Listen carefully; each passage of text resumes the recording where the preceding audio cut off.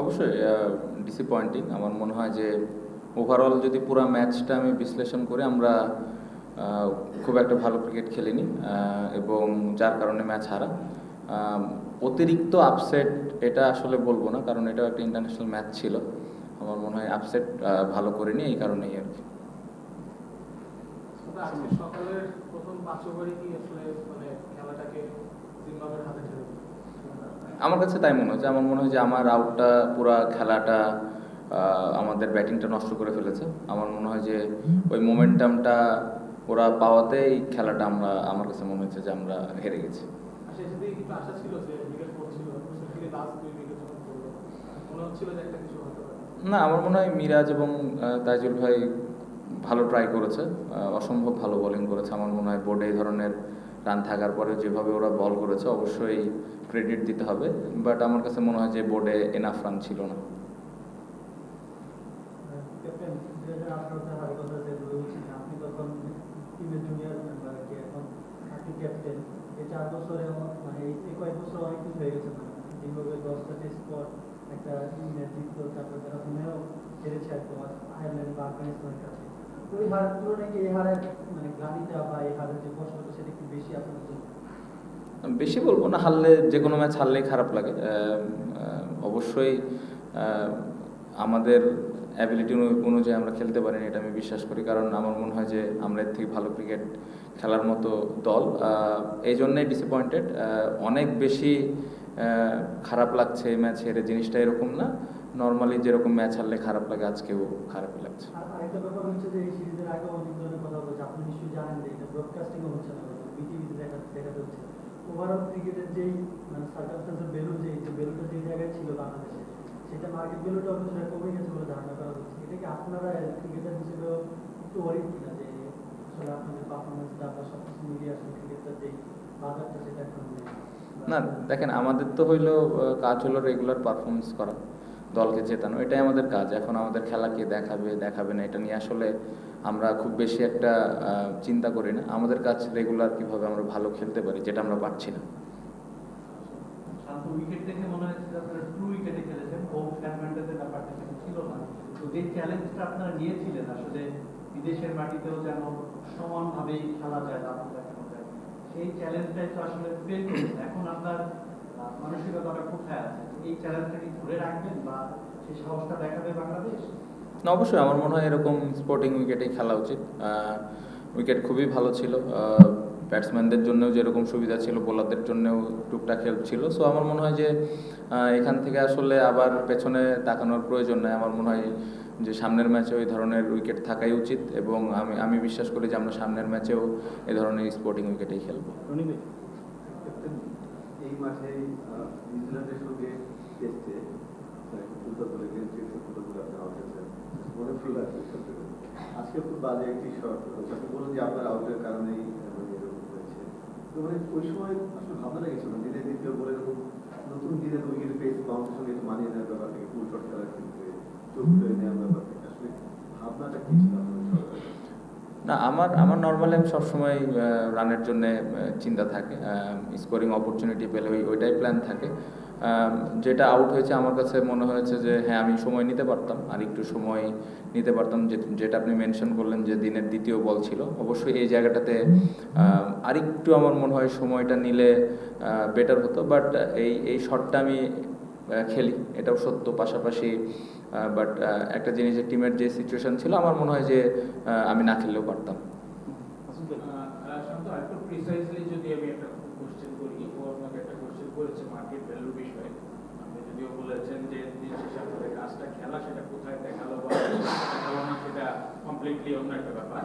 কিন্তু end of the day কিন্তু এটা একটা যোগসূত্র আছেই কিন্তু, তাই না? ক্রিকেটারদের চাহিদা তৈরি হয় মার্কেট ভ্যালুর ভিত্তিতে।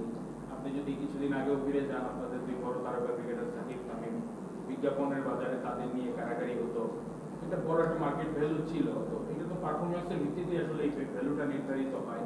এখন যদি আমরা এই টিমের দিকে তাকাই, মানে বাইরে মার্কেটের যে প্রোডাক্ট, তাদের আপনাদের নিয়ে খুব একটা চাহিদা নেই, তো সেটা তো আপনাদের পারফর্ম করেই তৈরি করতে হবে। হ্যাঁ, বা হচ্ছে যে ক্রিকেট বোর্ড যে আপনাদের প্রচুর সুযোগ সুবিধা দিচ্ছে, সেটাও কিন্তু মার্কেট থেকে তৈরি হওয়া চাহিদার ভিত্তিতে যে ইনকামটা হচ্ছে সেটার ভিত্তিতে হুম। তো আপনারা পারফর্ম না করলে ভবিষ্যতে কিন্তু ওই জিনিসগুলো অনেক জায়গায় হ্রাস পাবে আর কি। এই জায়গায় আপনারা কতটা দায়িত্ব বোধ করেন যে পারফরমেন্সটা করে ভ্যালুটাকে আবার আগের জায়গায় নিয়ে যাবেন? প্রশ্ন এবং উত্তর দুটাই আপনি দিয়ে দিয়েছেন। আপনি নিজেই বললেন যে পারফরমেন্স করে ভ্যালুটা আসলে আবার তৈরি করতে হবে। সো এখন কিন্তু পারফরমেন্স নাই দেখে হয়তো ভ্যালুটা একটু কম নিচের দিকে যাচ্ছে। সো আমার মনে হয় যে পারফরমেন্স যখন আবার ভালো হবে বাংলাদেশ দলের, এটা অটোমেটিকলি ওপরের দিকে যাবে। ক্যাপ্টেন এটা তো হেরে গেলেন নেক্সট চিটাগং টেস্ট এখন যদি আপনাকে জিজ্ঞাসা করা হয় এখানে 2 উইকেটে খেলেন বোর্ডিং উইকেটে খেলেন ফেয়ার চান্স পাওয়ার জন্য এখানে কি 7 উইকেট এক্সপেক্ট করবেন নাকি আপনারা যে হোম অ্যাডভান্টেজ বলে যে এটা আপনি চিটাগংয়ে সেই উইকেট চাই? না, আমার মনে হয় একটু উইকেটে খেলা উচিত, ভালো উইকেটে খেলা উচিত। এবং এই ম্যাচটা আমরা খুব বাজে ক্রিকেট খেলেছি। আমার মনে হয় যে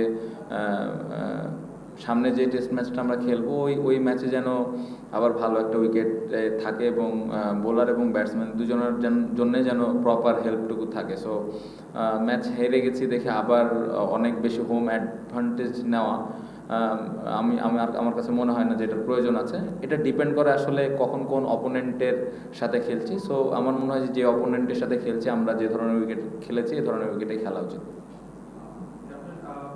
লাস্ট টাইম যখন টেস্ট চ্যাম্পিয়নশিপ সাইকেল খেলা শুরু করলাম তখন থেকে হবে যতগুলো টেস্ট আমরা খেলছি সবগুলাই 2 উইকেটে আমরা মিরপুরেও ম্যাচটা খেলছি সাউথ আফ্রিকার সাথে কিংবা চিটাগাং আমাদের যে হোমে আমরা এখন হয়ে গেছে হোমে মানে আমরা এই একই উইকেট আমরা বাইরে খেললে ভালো করি কিন্তু হোমে আসতে হয় না। তো এটার পিছনে আপনি কি কারণ হোমে খেলতে গেলে 2 উইকেটে কি সমস্যা? সমস্যা কি আসলে এইভাবে বলা মুশকিল। আপনি যদি ব্যাটিং দেখেন আমাদের, আমরা খুবই সফট ডিসমিসাল সবগুলাই। খুব আমার মনে হয় না যে খুব বেশি ভালো বলে আমরা উইকেট দিয়ে এসেছি। সো আমার মনে হয় এখানে স্কিলের থেকে মেন্টাল অনেক ব্যাপার থাকতে পারে, যার পার্সোনাল আউট নিয়ে তারা বলতে পারে। বাট আমার মনে হয় যে এই জায়গায় আরেকটু রেসপন্সিবিলিটিস থাকা উচিত ব্যাটসম্যানদের, স্পেশালি যারা আমরা সেট হয়ে আউট হয়েছি। ক্যাপ্টেন আপনাদের বেতন বাড়ানো হয়েছে, ম্যাচ ফি বাড়ানো হয়েছে, কিংবা আপনাদের চাহিদার তুলনায় আমার সুযোগ সুবিধা আছে বলে মনে হয়, কিংবা আপনারা যে ধরনের কোচিং স্টাফ চাচ্ছেন তাও মনে হয় পান। মানে আর কি করলে এই একটা জায়গায় সাদা বলে কিংবা টেস্টটাতে আগানো সম্ভব বা আপনারা কি পাবেন? বেতন বাড়াতে মনে হয় আপনারা খুশি না, বা আমাদের ম্যাচ ফিজ। আমাদের তো সব সুযোগটা দেওয়া হচ্ছে, আর কি হলে আপনারা না, আমার মনে হয় যে অনেকদিন পরে আমাদের ম্যাচ ফিজ বেড়েছে, বোর্ড হেল্প করছেন আমাদের, এটা অবশ্যই এটা অ্যাপ্রিসিয়েট করার মতো বিষয়। আর কি হলে আসলে আমরা ভালো করব জিনিসটা এরকম না। জিনিসটা আমার কাছে মনে হয় যে ভালো ক্রিকেট খেলাটা খুব ইম্পর্টেন্ট, ভালো ক্রিকেট চেষ্টা থাকাটা, দায়িত্ব নিয়ে খেলাটা খুব ইম্পর্টেন্ট। আমার মনে হয় যে আমরা যেভাবে ক্রিকেট খেলছি এটা অবশ্যই আমাদের এই দায়িত্বটা নিতে হবে যে আমরা ভালো করতে পারছি না। এখন কিভাবে ভালো করতে হবে এটা সবাই মিলে আলাপ করে বসে ওই ধরনের প্রিপারেশন প্র্যাকটিস নিয়ে আসলে করতে হবে। আমি যেটা বললাম যে আসলে সারাদিন কিন্তু মাঠে সবাই কষ্ট করছে, মেহনত করছে, বাট আপনি যদি মাঠে এক্সিকিউশনের দিক দিয়ে দেখেন এই জায়গাটাতে অনেক ঘাটতি আছে। সো এই জায়গাটাতে খুব স্পেসিফিকভাবে যার যে রোলটা আছে ওইভাবে তাকে ওই দায়িত্বটা নিয়ে খেলতে হবে। ক্যাপ্টেন এই মেয়রদের কথা যদি বলেন তাহলে সবচেয়ে বেশি মেয়র হয়ে আপনার দলের সবচেয়ে এক্সপিরিয়েন্স রেখে হিস্ট্রির কথা বলেন। আপনি এর আগে বলেছিলেন বা কয়েকবার বলেছেন তিনি অটোমেটিক চয়েস না। দলের সবচেয়ে অভিজ্ঞ ক্রিকেটার যখন আপনার ধারাবাহিকভাবে ফেল করবেন তারপর তাকে আপনি দলে কনসিডার করেন কিনা, নাকি তার প্রিভিয়াস অবদানের জন্য বা কিংবা অথবা তার সামনে একটা মাইলফলক আছে আগের টেস্ট সেটার জন্য তাকে কন্টিনিউ করতে চান?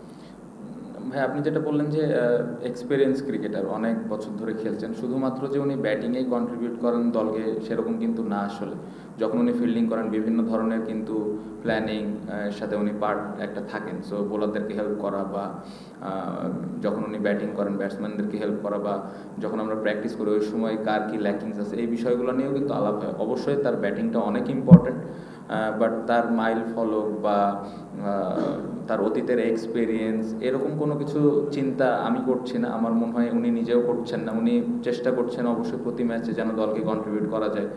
সো আমি আশা করব যে সামনে যে সুযোগ আছে, আর একটা ম্যাচ আছে, ইনশাল্লাহ উনি ঘুরে দাঁড়াবেন। এবং কন্ট্রিবিউশনের দিক দিয়ে আমি স্টিল আশা ছাড়ছি না, কারণ এরকম অনেক সময় আছে গেছে ওনার, আবার ওখান থেকে ফেরতও আসছেন। সো আমার মনে হয় যে উনি ভালোভাবে ফেরত আসতে পারবেন। আসলে আপনি বলেছিলেন যে জিম্বাবুয়ে আসলে সাউথ আফ্রিকা অস্ট্রেলিয়াকে যেভাবে দেখেন সব দলকে একইভাবে দেখেন। 6-7 মাস আগে সাউথ আফ্রিকার সাথেও 2-0 ভূমি হেরেছেন সেই সাউথ আফ্রিকার টেস্ট চ্যাম্পিয়নশিপের ফাইনালে। মানে খারাপ লাগাটা নিশ্চয়ই রক্ত মাংসের মানুষটা আসলে খারাপ লাগাটা নিশ্চয়ই কম হয়, কিন্তু প্রতিপক্ষ জিম্বাবুয়ে যাদের আসলে সেরকম সুযোগ সুবিধা নেই, টেস্ট চ্যাম্পিয়নশিপে খেলতে পারে না, কালে ভদ্রই টেস্ট খেলেন, গত 4-5 বছর ধরে তার টেস্টে জয় নেই, এই দলের বিপক্ষে এইভাবে হারলে আসলে স্বাভাবিক ডিমোরালাইজ হয়ে যাওয়ার কথা। সেই জায়গাতে আপনি ক্যাপ্টেন হয়ে দলকে কিভাবে মোটিভেট করবেন আগামী 3 দিনে, যেহেতু চট্টগ্রাম টেস্টের আগে? দেখেন, প্রফেশনাল ক্রিকেটার অবশ্যই মোটিভেটেড হইতে হবে, আর আসলে মোটিভেটেড দিয়ে আসলে খুব একটা কিছু হয় না, সত্যি কথা। আবার ওই যে যে জায়গায় ভুল করেছে ওই জায়গাটা যেন আবার ভুল না হয়, এটা নিয়ে কাজ করতে হবে। বাট আজকের ম্যাচ নিয়ে যদি আমাকে পার্সোনালি জিজ্ঞেস করেন, অ্যাজ এ ক্যাপ্টেন হিসেবে পুরো ম্যাচটা আমি একা হারাই দিছি, সত্যি কথা। কারণ সকালের ওই আউটটাতে আমার মনে হয় পুরো খেলাটা নষ্ট হয়ে গেছে। কারণ ওইখানে যদি একটা 50-60 রানের পার্টনারশিপ হইতো, তাহলে হয়তো 220 টু 220 প্লাস রান হলেই কিন্তু আমরা হয়তো একটা ভালো অবস্থানে থাকতাম, যেটা সকালে আমার একটা ইন্টারভিউ আমি বলেছি ব্যাটিংয়ের আগে। সো আমার মনে হয় যে এই পুরা ম্যাচের আসলে আমি সবার দিকে আসলে যেতে চাই না, পুরা দায়ভারটা আমি নিতে চাই, কারণ খুব বাজে সময় আমি আউট হয়েছি। এটা কি মনে হয় যে আপনি মানে পুরো ব্যাটিং লাইনআপ জিম্বাবুয়ের বোলিং লাইনআপ একটু আন্ডার এস্টিমেট করেছে, কারণ ওরা রিপিটেডলি হয়তো একটা লেন্থে বোলিং করে গেছে, দেখা গেছে ওগুলো অ্যাটাক করতে যাতে বলে সব ডিসমিশন অনেক ছিল, তো মুজারাবানি 9 উইকেট নিয়েছে, হয়তো আরেকটু কেয়ারফুলি নিতে হবে। না, অবশ্যই ভালো বল করেছে, এটা অবশ্যই মানতে হবে, ওর হাইটের একটা অ্যাডভান্টেজ তো থাকেই। আমার মনে হয় স্টিল যেহেতু ওই ভালো বল করছিল, অ্যাজ এ ব্যাটিং ইউনিট আমাদেরকে আরেকটু দায়িত্ব নিতে হইতো, তার এগেনস্টে আর একটু ভালো প্ল্যান করার প্রয়োজন ছিল, কারণ সেই ওদের মেন বলার ছিল। সো ওই মেন বলারকে কীভাবে আমরা ওর স্পেলগুলো হ্যান্ডেল করবো, এটা গুরুত্বপূর্ণ ছিল, যেটা আমার মনে হয় যে আমরা কিছু সময় করেছি, বাট লম্বা সময় ধরে করতে পারিনি।